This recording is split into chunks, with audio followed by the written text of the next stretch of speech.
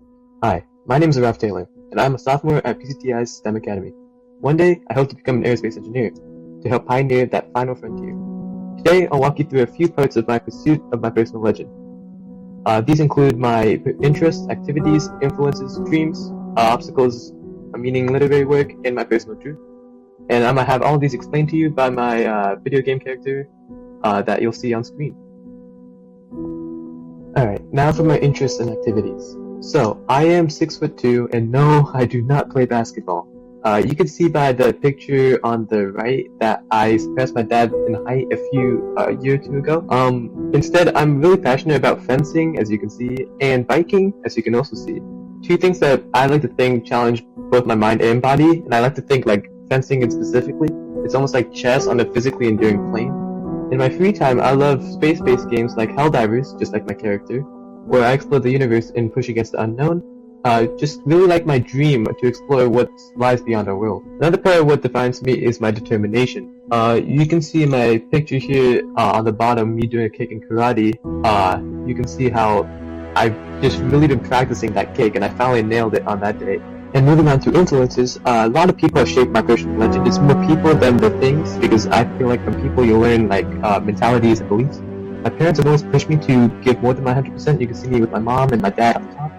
And they've always compared me to those who are better, but not to put me down, but to remind me I can always reach higher. And their trust and guidance kind of taught me self-motivation. My kindergarten teacher on the bottom, Miss Lavender, also played a big role in building my foundation. She taught me the essentials of learning with patience, and she continued supporting me for years after I was used to visit her.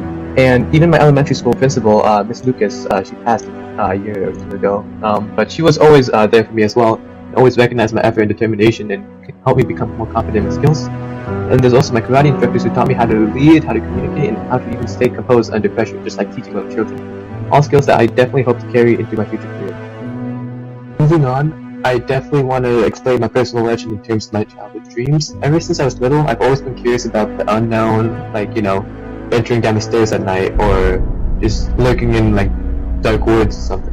I always want to know what's like behind that darkness, what is there, so I've always been curious about the unknown. And then the moment I realized, I remember I read this little book, it was called The Solar System and Everything Else Beyond Earth, and I was like, well, wow, there's more stuff beyond Earth? I totally want to learn about that, so I decided that I want to help humanity reach these other worlds.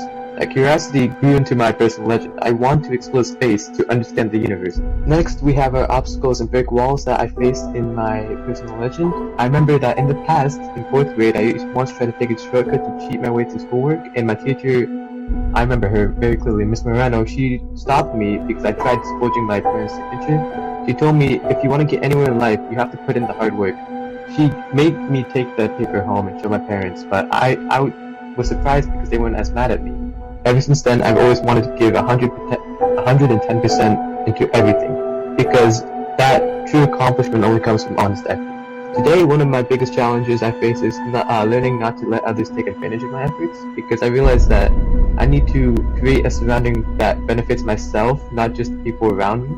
And then definitely in the future, I need to know that I'll face the pressure of expectations, always being the best, or at least trying to be the best. But I remind myself that success doesn't mean perfection, it means that doing the best I personally can do at a pace that keeps me from growing, not totally burning myself out. Moving on to my literary work, you can see on the right that this was me when I first started book 1984 by George Orwell. And that was a story that really deeply influenced me because it was the first book I read that didn't have a happy end. It taught me that dreams aren't handed to us, and we have to struggle to get our goals. And I remember this one quote that stuck with me.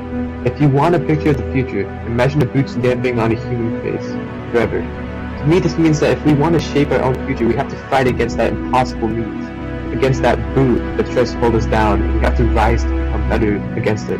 This mindset connects directly back to my legend, overcoming every obstacle, no matter how impossible it seems. The truth is that the impossible is possible with unrelenting effort.